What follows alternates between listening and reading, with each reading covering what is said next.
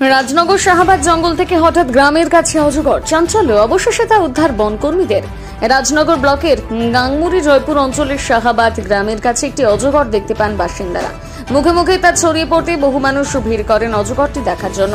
বাসিন্দাদের বক্তব্য, কাছে জঙ্গল থেকে হঠাৎ বেরিয়ে এসে সেটি গ্রামের কাছাকাছি চলে আসে। গ্রামে বেশ কিছুটা চাঞ্চল্যের সৃষ্টি হয়। খবর পেয়ে সেখানে গিয়ে পৌঁছন বনকর্মীরা।